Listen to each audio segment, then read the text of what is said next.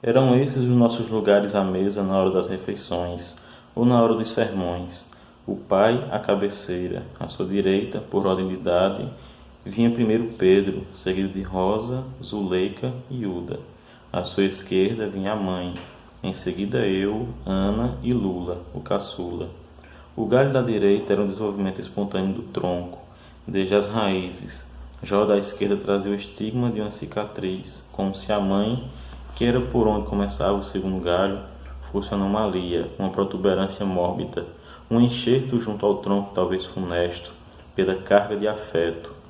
Podia-se, quem sabe, dizer que a distribuição dos lugares na mesa eram caprichos do tempo, definia as duas linhas da família. O avô, enquanto viveu, ocupou a outra cabeceira, mesmo depois da sua morte, que quase coincidiu com a nossa mudança da casa velha para a nova. Seria exagero dizer que sua cadeira ficou vazia.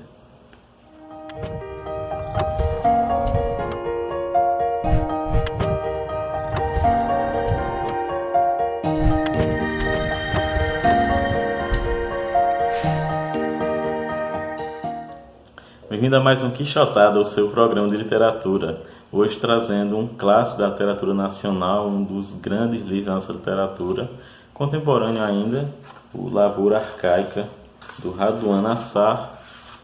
Eu não vou mostrar aqui a capa do Lavoura Arcaica porque eu tenho a obra completa dele, né, nesse volume, esse belo volume da Companhia das Letras. Sugiro que, se vocês quiserem as obras do Raduan Nassar, comprem a obra completa logo, né? Ela é curtinha, ele começou a escrever no início da década de 70 e em 1984 parou de escrever, foi se dedicar à agricultura. Ele nasceu no dia 27 de novembro de 1935, está agora com 84 anos, e em 2016 recebeu o Prêmio Camões, merecidamente, né? Foi uma cerimônia cheia de polêmicas, né? Ele fez um discurso contra o governo então, né? O governo Temer, que era logo após o impeachment de Dilma, e o ministro da época, né, o Roberto Freire, fez um contradiscurso, né, o que não é uma praxe, né, dentro da cerimônia do Prêmio Camões. Se espera apenas o discurso do vencedor e não o discurso do ministro da Cultura, seja de Portugal ou do Brasil. O Lavoura Arcaica é o livro de estreia de Raduan Nassar, e com esse livro ele já surgiu no mundo literário, recebendo alguns prêmios, né, o APCA, o Jabuti de autoestreante. Foi reconhecido internacionalmente, né? Sua obra foi traduzida para vários países e até hoje faz muito barulho e realmente é um livro fantástico. Falando apenas sobre o enredo, ele talvez não demonstre a vocês a força que o livro traz. Eu vou falar sobre o enredo, vou falar o enredo completo e eu vou deixar aqui em cima dizendo para onde você deve avançar se não quiser receber spoilers. O enredo trata de dois irmãos que se reencontram, André, que é o protagonista, e o narrador.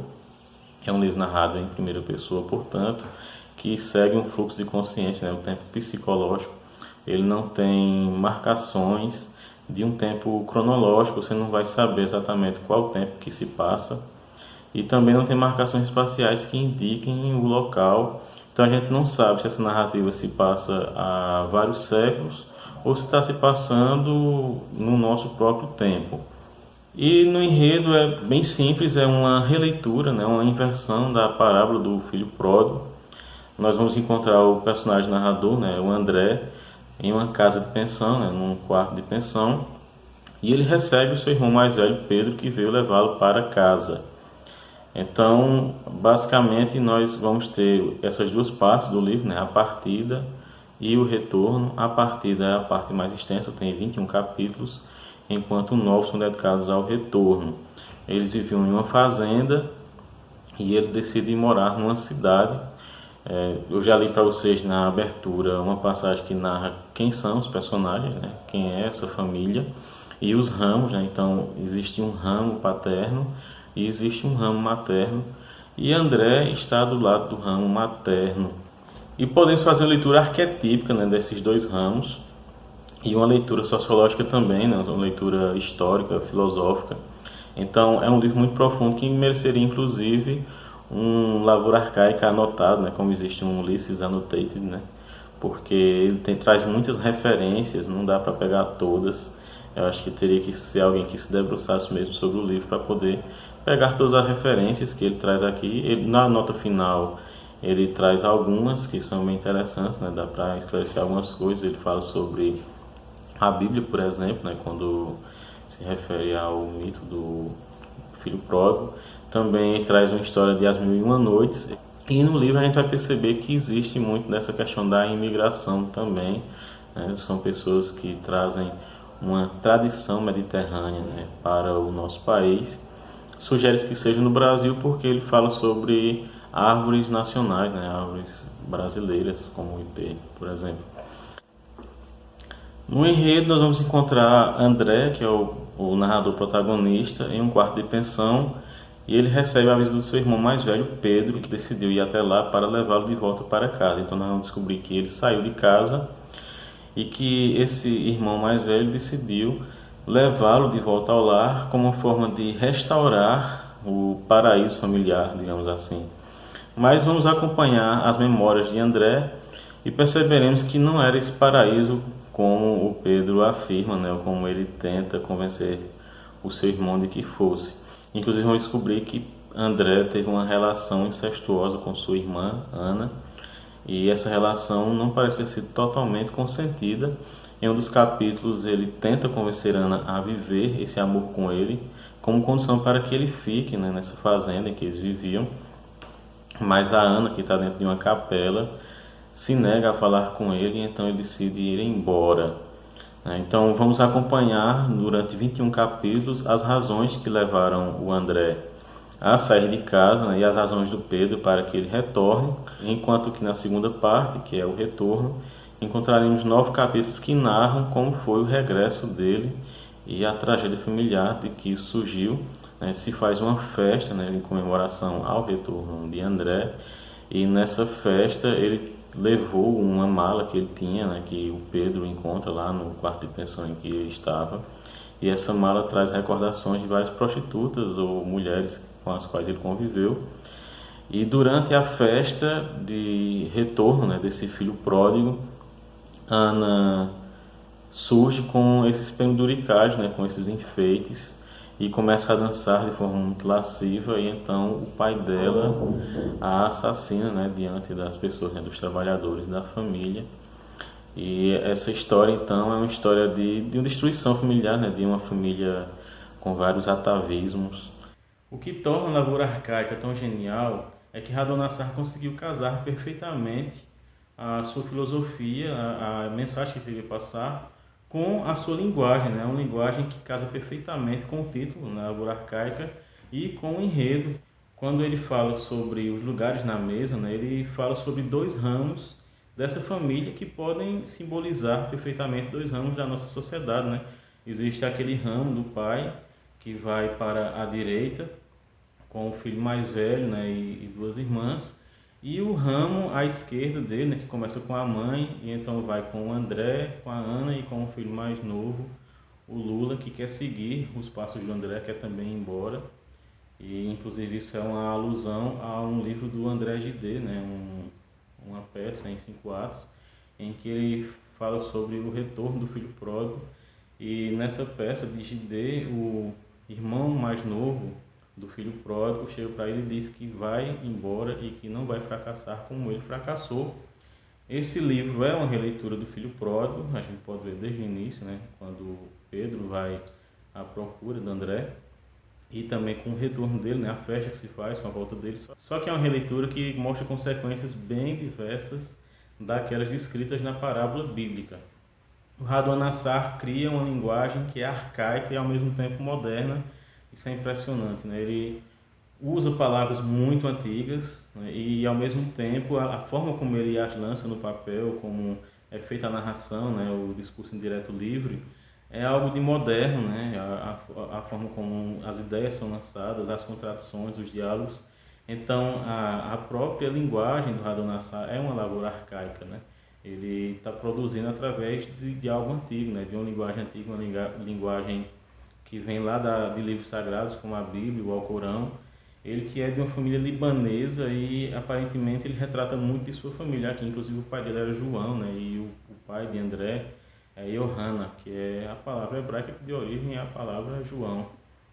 Então ele está falando sobre sua própria família, mas sobre todas as famílias e sobre a civilização como um todo, né? Existe esse conflito entre o novo e o antigo, né? Entre o moderno e o arcaico.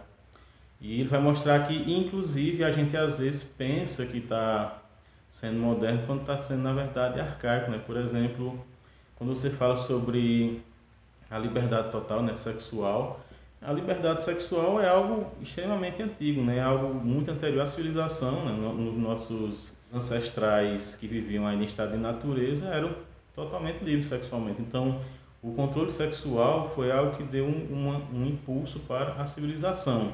Às vezes você está defendendo uma modernidade que na verdade é um retorno a uma antiguidade ainda selvagem, né? O estado de selvageria, né? Do bom selvagem talvez, como diria o Rousseau. Mas de qualquer forma, o que hoje é novo já foi antigo, e o que hoje é antigo já foi novo. E ele vai mostrar nesse livro esse conflito muito poderoso entre o antigo e o moderno, né, e o atavismo. O protagonista, por exemplo, André, ele ao mesmo tempo em que é uma voz pela novidade, né, uma voz pela mudança, né, que quer ir para a cidade, que quer mudar de ares, que reclama, né, do sufocamento que ele sente nessa família, né, reclama do lugar que ele ocupa nessa mesa. Ao mesmo tempo, ele é um cara com sentimentos extremamente atávicos, né, não apenas na questão do incesto, né, que ele tem com Ana, mas a sexualidade dele é uma sexualidade muito aflorada, né, muito poderosa. E outra coisa também que o Radon Nassar mostra aqui é essa questão, né, do desejo sexual, da pulsão sexual e do controle dela, né, da sua sublimação e as coisas que isso gera, ao mesmo tempo em que a sublimação sexual, né, o controle da sexualidade, deu origem às civilizações, né, ao sedentarismo, também pode ser extremamente nocivo, né, pode trazer várias taras, né, vários problemas sexuais, né, isso numa interpretação freudiana. André, quando ainda muito criança, era religioso, né, ele acordava às 5 da manhã para ir para a missa, e não conseguia compreender como é que sua família continuava dormindo ao invés de ir também buscar o sagrado, né? Buscar essa beleza da sacralidade. E a gente, se for ver a história dos santos e atualmente líderes religiosos, né? Eles só pensam em sexo, né? O sexo é o que habita as suas mentes, né?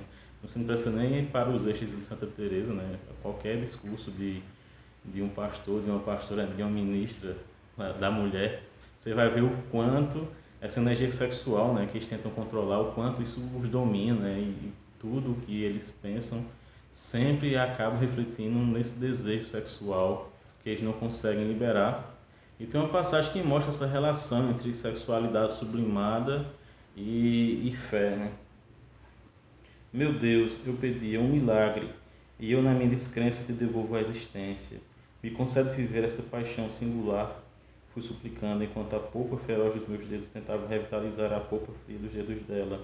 Que esta mão respire como a minha, ó Deus, e eu em paga deste sopro voarei, me deitando eternamente sobre teu corpo, e com meus dedos aplicados removerei o anzol de ouro que te fisgou um dia a boca, limpando depois com vigor teu rosto machucado, afastando com cuidado as teias de aranha que cobriram a luz antiga dos teus olhos.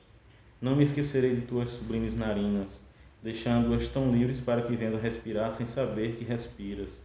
Removerei também o pó corrupto que sufocou tua cabeleira terúrica, catando celosamente os piolhos que riscaram trilhas no teu couro. Limparei tuas unhas escuras nas minhas unhas, colherei uma a uma as libelas que desovam no teu pubis. Lavarei teus pés em água azul, recendendo a alfazema, e com meus olhos afetivos, sem me tardar, irei remendando a carne aberta no meio dos teus dedos.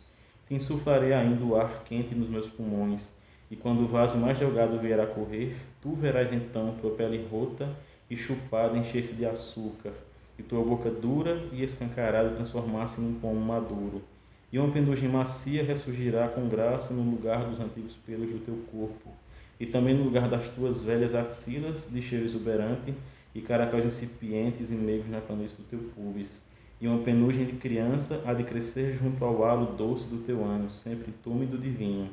E tudo isso ressurgirá em ti, num corpo adolescente do mesmo milagre que as penas lisas e sedosas dos pássaros, depois da muda e a brotação das folhas, novas e cintilantes das árvores na primavera.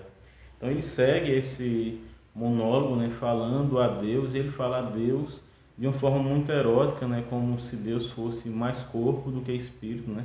É claro que ele começa descrevendo uma estátua de santo que está lá abandonada dentro de um altar, né, cheio de poeira, mas ao mesmo tempo ele se remonta a um Deus, né, que ele espera que realize um milagre para ele. Então aqui ele mostra nessa essa sublimação, essa questão da relação de erotismo com a santidade, que é muito medieval, muito arcaico, né? Existiam objetos sexuais que eram ao mesmo tempo sacros, né, na Idade Média. Não se fala muito disso, mas existiam, por exemplo, crucifixos que eram usados no ato sexual ou coisas do tipo. Outra coisa também que é interessante no livro é o conflito das visões sobre o tempo. No capítulo 9 a gente vai ver a visão do pai. Veja só. O tempo é o maior tesouro de que um homem pode dispor. Embora inconsumível, o tempo é o nosso melhor alimento. Sem medida que o conheça, o tempo é, contudo, o nosso bem de maior grandeza. Não tem começo, não tem fim.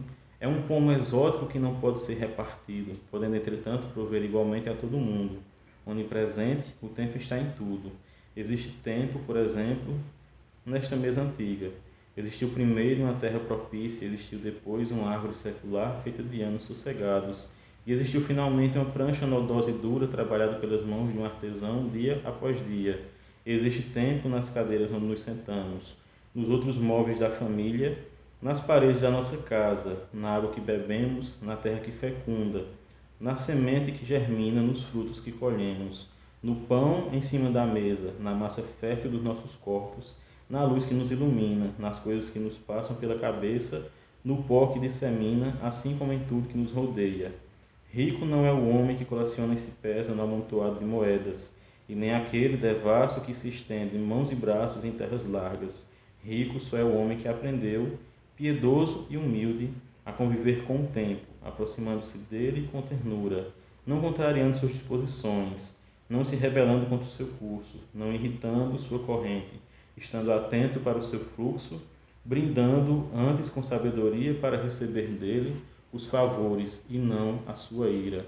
O equilíbrio da vida depende essencialmente deste bem supremo, e quem souber com acerto a quantidade de vagar ou de espera que se deve pôr nas coisas, não corre nunca o risco a buscar por eles de defrontar-se com o que não é. Por isso, ninguém em nossa casa há de dar nunca o passo mais largo que a perna.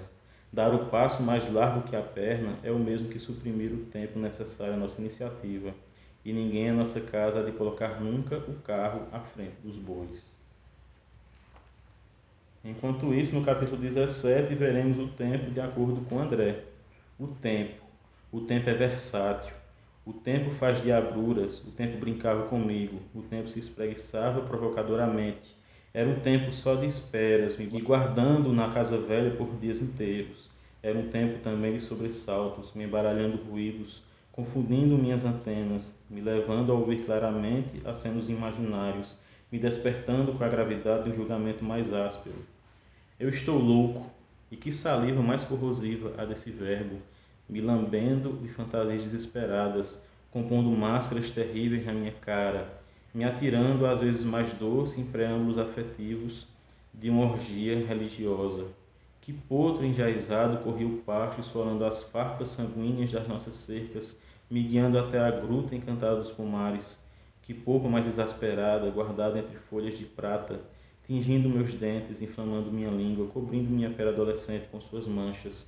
O tempo me pesquisava na sua calma, o tempo me castigava, ouvi clara e distintamente os passos na pequena escada da entrada.